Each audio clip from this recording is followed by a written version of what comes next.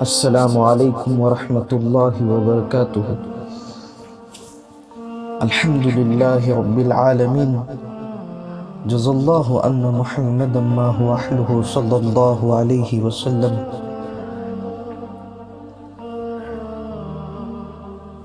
حضرت سعد بن معاذ رضی اللہ تعالیٰ عنہ جن کا انتقال کا واقعہ ہم نے بڑوں سے سنا ہے، اللہ کے نبی علیہ السلام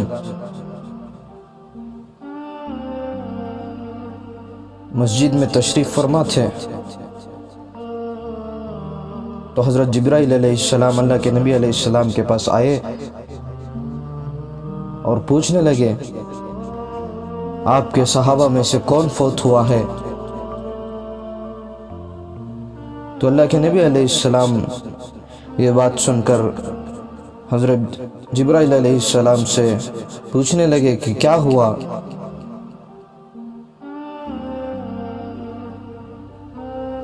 تو حضرت جبرائیل علیہ السلام فرمانے لگے عرش خوشی سے جھوم رہا ہے، آپ کے صحابہ میں سے کون فوت ہوا ہے؟ تو اللہ کے نبی علیہ السلام کو خیال ہوا کہ حضرت سعد بن معاذ رضی اللہ تعالیٰ عنہ بیمار تھے، تو فوراً اٹھے، اللہ کے نبی علیہ السلام دوڑ لگائی اور سعد بن معاذ رضی اللہ تعالیٰ عنہ کے گھر پہنچے۔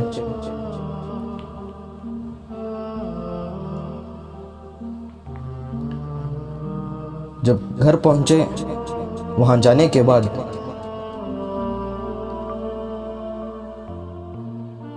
گھر کے اندر جب تشریف لے گئے تو اللہ کے نبی علیہ السلام جس طرح ہم اگرچہ کوئی کمرے میں داخل ہو، اگرچہ وہ کمرے میں مجمع زیادہ ہو، ہم جس طرح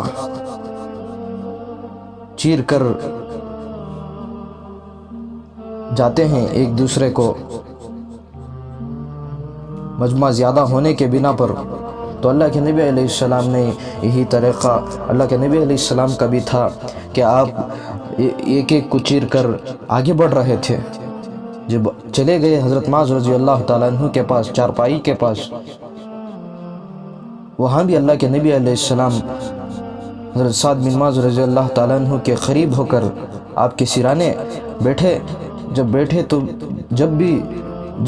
بیٹھے تو تب آپ کم جسم کر بیٹھ گئے، وہاں چھوٹے بن کر بیٹھ گئے۔ لوگ زیادہ ہو تو کس طرح بیٹھا جاتا ہے، اس طرح اللہ کے نبی علیہ السلام وہاں تشریف فرما تھے۔ صحابہ نے یہ سب سارا دیکھا، آپ کا آنا دیکھا، آپ کا بیٹھنا دیکھا، تو اللہ کے نبی علیہ السلام کو حیرانی سے پوچھنے لگے، اللہ کے نبی علیہ السلام آپ کا یہ کیا طریقہ تھا آنے کا اور بیٹھنے کا، کیوں ایسا آپ نے کیا؟ تو اللہ کے نبی علیہ السلام فرمانے لگے آپ نہیں دیکھتے، میں دیکھ رہا ہوں، حضرت سعد بن معاذ رضی اللہ تعالیٰ عنہ کا سارا کمرہ فرشتوں سے بھرا ہوا ہے، یہ میں جو بیٹھا ہوں آ کر ان کے پاس چھوٹا بن کر جگہ کم ہونے کی بنا پر۔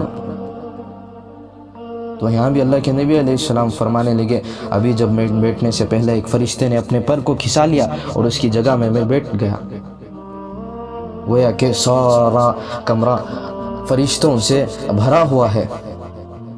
اور کیا ہوا؟ ان کے انتقال پر اللہ کا عرش خوشی سے جھوم رہا ہے۔ ایسے صحابی تھے حضرت سعد بن معاذ رضی اللہ تعالیٰ عنہ، یہ ایسے ہی حاصل نہیں ہوا، اس کے پیچھے انہوں نے محنت کی تھی۔ کون سی محنت کی تھی؟ قربانی دی تھی۔ کون سی قربانی دی تھی؟ محنت اللہ کو راضی کرنے والی محنت کی تھی، اللہ کے نبی علیہ السلام کو 100% راضی کرنے والی محنت کی تھی۔ قربانی اللہ کو راضی کرنے والی قربانی دی تھی، اور اللہ کے نبی علیہ السلام کو راضی کرنے والی قربانی دی تھی۔ اللہ کو خوش کیا تھا انہوں نے، ان کے ہر کام میں، ان کے ہر عمل میں، ان کے ہر فعل میں، ان کے اٹھنے بیٹھنے میں، ان کے بات کرنے کے طریقے میں، ان کے سارے معاشرت والی زندگی میں اور اخلاقیت والی زندگی میں، ایمانیت والی زندگی میں، سارے شعبوں میں، عبادت والی زندگی میں، سارے شعبوں میں انہوں نے اللہ کو خوش کیا تھا اور اللہ کے نبی علیہ السلام کو خوش کیا تھا۔ یہ جانتے تھے، صحابہ تھے، اللہ کے نبی علیہ السلام کے تعلیم یافتہ تھے، آپ کے ساتھ رہنے والے تھے، آپ کا سکھایا ہوا ایمان ان کے پاس تھا، یقین 100% ان کے پاس تھا، ان کے پاس بصیرت والا ایمان تھا۔ یہ جانتے تھے ہمارے سامنے موت کا مسئلہ ہے، آخرت کا لامحدود جو ناختم ہونے والی چیز ہے وہ ہمارے سامنے ہے۔ زندگی تو ایک جس طرح پانی کا ایک بلبلہ ہوتا ہے اس طرح یہ زندگی ہے۔ حالانکہ پانی کے بلبلے کو ہم حساب لگا سکتے ہیں کہ اتنے دیر ٹھہر سکتا ہے، رک سکتا ہے، مگر زندگی کا اتنا بھی بھروسہ نہیں۔ اللہ کے نبی علیہ السلام خود فرماتے ہیں، جس کا مفہوم ہے میری زندگی کا مجھے یہ بھروسہ نہیں کہ میں ایک سلام پھراؤں، دوسرے سلام کا بھی مجھے بھروسہ نہیں، پلک جھپکنے کے برابر بھی میری زندگی کا بھروسہ نہیں۔ صحابہ اس پر 100% عمل کر دکھایا تھا کہ ہمیں دنیاوی زندگی سے کوئی مطلب نہیں، پیسوں سے کوئی مطلب نہیں، زندگی کے اسباب سے کوئی مطلب نہیں، یہاں کی چیزوں سے کوئی مطلب نہیں، مطلب ہے تو موت کے وقت پر ایمان کے ساتھ خاتمے کا مطلب ہے۔ یہاں اصل ہمارے بزرگوں میں سے ایک بزرگ فرماتے ہیں ہمیں ایمان کا خاتمہ کا ڈر، خوف ہے۔ یہ صحابہ کو یہ نہیں تھا، بلکہ صحابہ جانتے تھے، اللہ کے نبی علیہ السلام کے بشارتیں آتی تھی صحابہ کو، پھر بھی صحابہ امید اور خوف کے درمیان والا اور پورا ان کا اطمینان دلانے والا ایمان تھا، اور ڈرتے تھے، اتنا ہی ڈرتے تھے اور اتنا ہی امید سے یہ چلتے تھے۔ اسی لیے ان کو یہ سب کرنا آسان تھا۔ یہ حقیقت کے طور پر یہ جانتے تھے ہمارے سامنے یہ سب مراحل آنے والے ہیں، یہ زندگی کھیل تماشا نہیں ہے۔ اسی لیے صحابہ نے ایمان کو ترجیح دی، آخرت کو ترجیح دی۔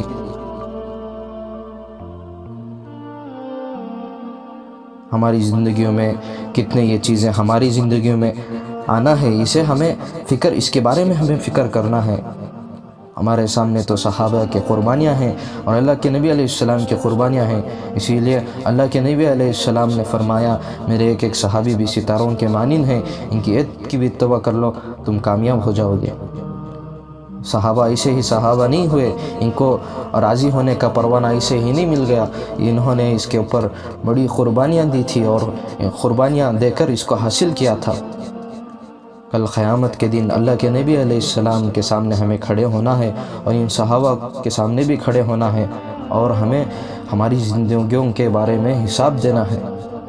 یہ وقت آنے سے پہلے، موت آنے سے پہلے موت کی تیاری کرنا ہے۔ یہ چند صبحوں اور چند شاموں کی زندگی ہے، یہ گزر جائے گی، یہ گزرنے والی ہے۔ ہم ایک راستے پر ہیں، جو راستے پر چل رہے ہیں، اور چلتے چلتے ایک منزل آئے گی، وہ منزل طے کرنا ہے، وہ منزل تک پہنچنا ضروری ہے۔ موت کا مزہ ہر ایک کو چکھنا ہے، ہر ایک کو اس سے گزرنا ہے۔ اسی لیے اللہ کے نبی علیہ السلام کا فرمان ہے جس کا مفہوم ہے، اللہ کے نبی علیہ السلام نے کیا فرمایا؟ عقل مند اور ہوشیار شخص وہ ہے جو موت سے پہلے موت کی تیاری کرتا ہے۔ اسی لیے اللہ کے نبی علیہ السلام یہ سارے باتیں ہمیں فرما کر گئی ہیں کہ ہم چوکنا ہو جائے، ہم اس کے اوپر عمل کرنے والے بن جائیں۔ ہم نے اس کو مذاق بنا کر زندگی کو گزار رہے ہیں، پیسوں کی بنیاد پر، مال کے بنیاد پر، چیزوں کے بنیاد پر۔ ہم آج کیا تول کر ہم ایک دوسرے کو تولتے ہیں، مال کی بنیاد پر تول کر بات کرتے ہیں، یہ زیادہ مال والا ہے، یہ زیادہ امیر ہے، اس کے پاس الگ طریقے سے اس سے گفتگو کرنا ہے، اور غریب سے ہماری گفتگو الگ ہو جائے گی۔ اسے تول کر آج ہم زندگی گزار رہے ہیں، ہمارا معاشرت والا دین ہمارے اندر باقی ہی نہیں ہے۔ صحابہ جانتے تھے، صحابہ کو معلوم تھا اصل تو آخرت کی زندگی ہے۔